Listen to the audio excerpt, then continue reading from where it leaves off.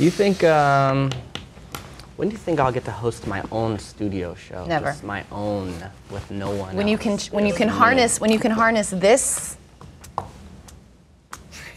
That? all this energy that I'm bringing. Okay.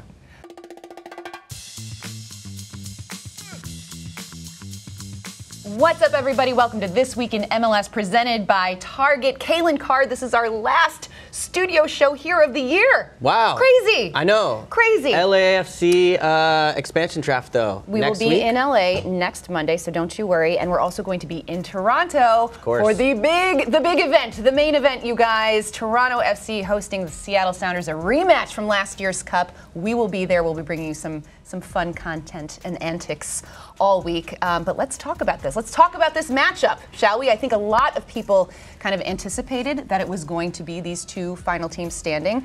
Let's get to our takeaways. Yes. Because we witnessed leg two of both the East and the Western Conference championships. And for me, I'm going to talk about Jozy Altidore and their final game against the Crew. Jozy Altidore goes down with an ankle injury. And it sort of looked like he might come out of this game, he might not. They were working on him. He came off for a while, yeah. And then they bring him back in, and then, just scores the game winner, as you do, and then celebrates. He was definitely not feeling that ankle during that celebration. But my point here is that, for me, Jozy Altidore is in complete beast mode right now, and I'm totally stealing that from Marshawn. Thanks, buddy. But I think Greg Vanny said that too. Did he really? Yeah. Good. Okay, so I'm in good company.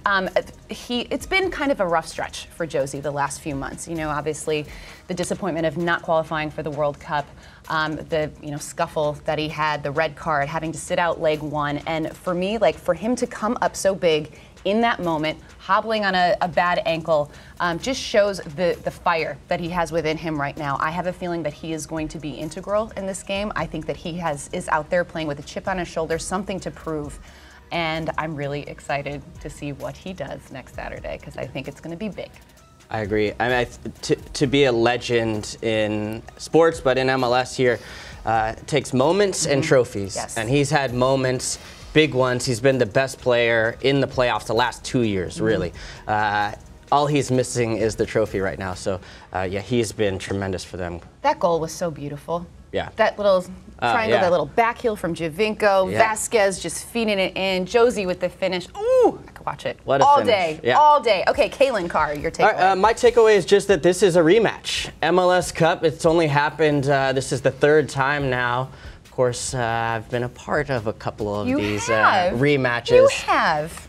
Didn't go the best for me. We don't have to talk about that, Houston against LA, yeah, and then Houston against New England, which did go well for my There you Houston go. teams before. All right. Shout out to Taylor Twellman and Jay Heath. Sorry, I can't even really talk trash to these guys because I lost them too. I've been there. But I think this has been big picture, the two best teams over the last 2 years. Two of the more ambitious clubs in MLS, the ones that have gone out, found the right people to make their teams better in the offseason. You've seen both teams add guys like Victor Vasquez or Victor Rodriguez. Will Bruin has been tremendous for Seattle. Excuse me, I wanted to say Houston. Just force of habit there. So I think you want to see the two best teams going at it. TFC, I said before the playoffs, the first team in a while that you felt going in should make MLS Cup and win it. I still think they're the favorites. And then people talked about in the West before the playoffs that it was wide open. Yeah. Well, I think it's proven now that we all overlooked the defending champs. Seattle Sounders have made everyone recognize they're still the best team in the West. Oh, this is going to be so good, you guys. I'm really excited. Let's play a little game, Calen. Okay. All right. So down for games. This is called Why Your Team is Going to Win Cup. So let's start with Seattle. I have to say, we were watching this game together last week. The leg two game. We watch every game together. We do watch every game. That's why we're going to Cup together. Lovely. It's nice. We got a little thing. Watching this game, this Seattle team. I mean, Houston was never in this game. Let's be honest. In the series. Yeah. I mean, this was pretty much over. This is a Seattle team that is just playing with so much confidence right now. They are clicking. They've got, bodies are back. People are healthy. I may have overlooked them a little bit heading into this, but now all of a sudden I'm like, this is a Seattle team that could absolutely defend their title. Why do you think Seattle could win this?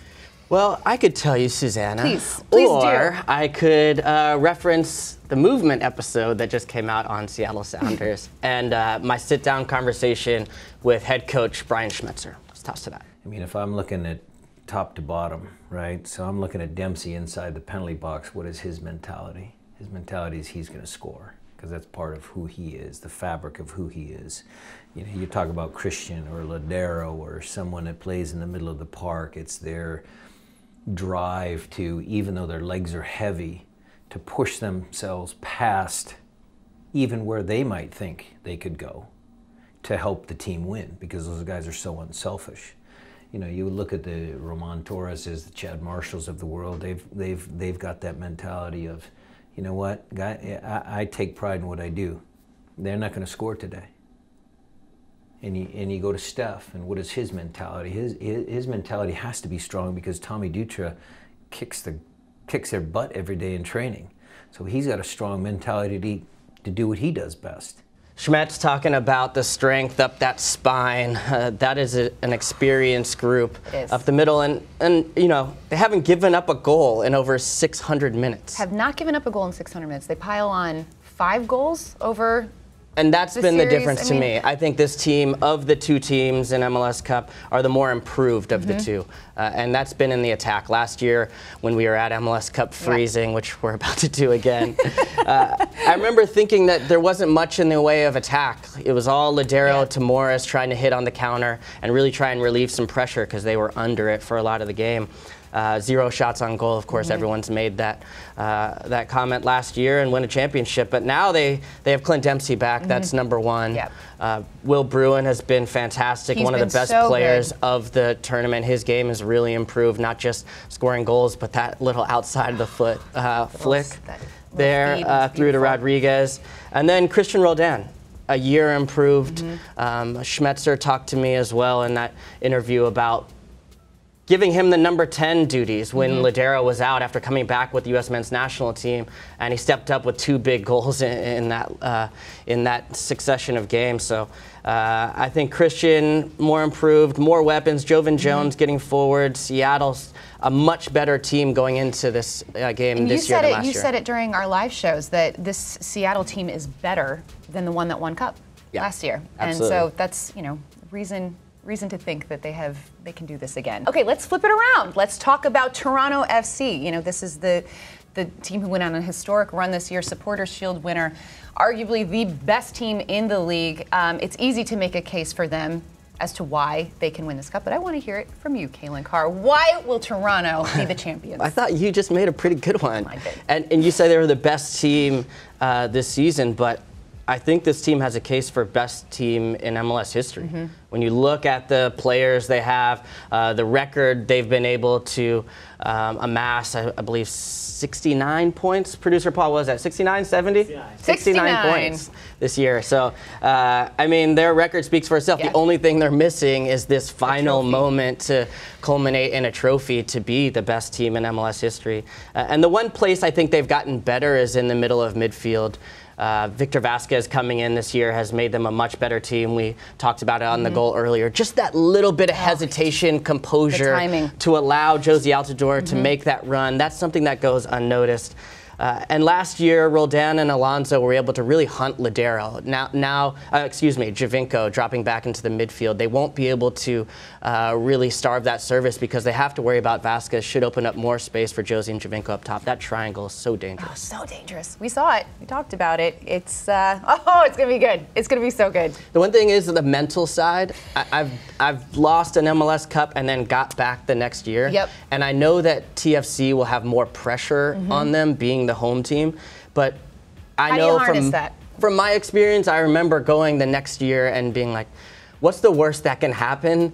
I already know. I've experienced that loss. I know what that feels like, and I felt more free to play in the game. You not expecting to get that chance back. I think TFC maybe did, but not against this Sounders team. Now they have it right in front of them. I think you'll see a more open team, a team that's ready to seize their moment, because they've played a little bit tight last year. They didn't get the result, obviously, and now they get another opportunity. Well, and the last thing that they want to do is lose another cup final at home in front of those fans. But if you go into it thinking that, that's where you're going to create problems. But I don't. My point is, I don't think they are thinking about that. Right. I think that they're like, to your point, we know what that feels like. We don't want to feel that again. Right. And exactly. we're going to take care of some business. So, absolutely. Either way, I think this is going to be one heck of a rematch. I'm very, very excited. Okay, Calen, it's about that time. Yeah. Did you see that? Did you see that? Hit that button, my friend. All right. Did you see that? Simon's fired up for MLS Cup. Let's go, Simon. Okay, so my Did You See That is Clint Dempsey. Clint Dempsey, after that win against Houston, was, dare I say, jovial. I mean, this is a side of Clint Dempsey that we really don't get to see. And I think his storyline coming from, obviously last year he missed out on the Cup final. He had the heart issue. He wasn't able to play, wasn't able to be a part of it and contribute. This year, he's been a huge factor for the Seattle team. It's just to see him with that sort of like unbridled joy on his face. Everyone's getting hugs. It was really, really something. Because again, we don't really get to see that side of him very often, and he's just been such an important, not part of this league, but their team obviously. And it was really, really cool to see. Yeah, absolute legend. I think that's another interesting storyline. Susannah is the guys that Clint's case, he had the physical ailment as the heart issue, where you're not sure if you're going to get a chance to play the game you love. And I think the other interesting storyline is the guys that missed out in the World Cup. Yep. Potentially Christian Roldan, Yep. Jozy Altidore, Michael Bradley, Jordan Morris, and Clint. And I think for those guys, they know what it feels to have an opportunity, miss out on something, TFC doubly. And so I think that's the other piece of this, is the guys that will treasure this moment because they know what it feels like to miss out on an opportunity or to suffer a great loss. So what a great opportunity for those guys to finish the year on a high note. Absolutely. Absolutely. All right, Calen Carr. All right. Did you see that? Did you see that? Mine is actually a bit strange because I want to take it out to Portland. Ooh, okay. And congratulate Diego Valeri on his MVP award.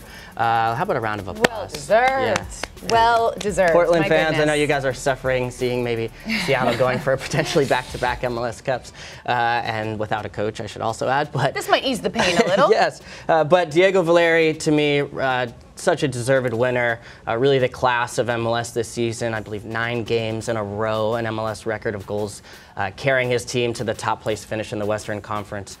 He did it in every which way, in the box, outside, goals. Such a leader and such a great ambassador for our league. So great to see him get just rewards. He's so good, and he's just such a generous guy, like the ultimate team player too. He's the first one to give credit to all his teammates. I mean, I think he'd be embarrassed about getting this award. He'd be like, it's not about me, it's about the team. And it's really, like, no, dude, you're really good. No, you deserve this. It's about you. It's about you, Diego. Take that moment. All right, guys, I just want to remind everybody that starting Wednesday this week, you will want to join us for our MLS Cup Central shows Wednesday, Thursday, Friday night at 7 p.m. We are going to be live. Calen and I are going to be on location in Toronto. We've got Weeby hosting. We've got Jillian Sakovitz out there, David Goss. Iko Para. Iko Para is going to come in. You guys, we've got Iko Para. Tim Mealy is going to be breaking down goalkeeping play. Dax McCarty. There's a whole Diego Valeri, the MVP. Our MVP is going to be in studio. You're not going to want to miss it. There's going to be some giveaways, so pay attention. You could get a game ball. That'd pretty be cool. Yeah. Not so bad. Also, on Saturday, December 9th, we are going to have live pre- and post-game shows around the big Cup final, so you're going to want to join us for that. It's going to be great. Whole loads of content, Calen. That's it? That's it. Jeez, that sounds like a lot of work. We got a lot ahead of us. Listen, it's a this is what we live for. Okay, this is it. I'm ready. Big moments. Wait, we can't end the show yet. Do you have a prediction?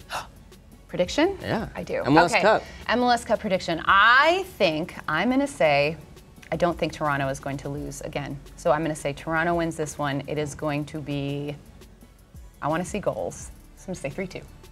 3-2. 3-2? I like that. I have no idea what the score is going to be, but I do think this is the year of Jozy Altidore. I think he will find the difference. Obviously, last year the moment was Stefan Fry. You'll never forget reaching up into the upper corner. It would have been Jozy's if not for that. But this is the year he makes it right, and I think finds the other side of that moment, TFC. So we're both going Toronto. With the championship. Yeah. Both Toronto. That's All right.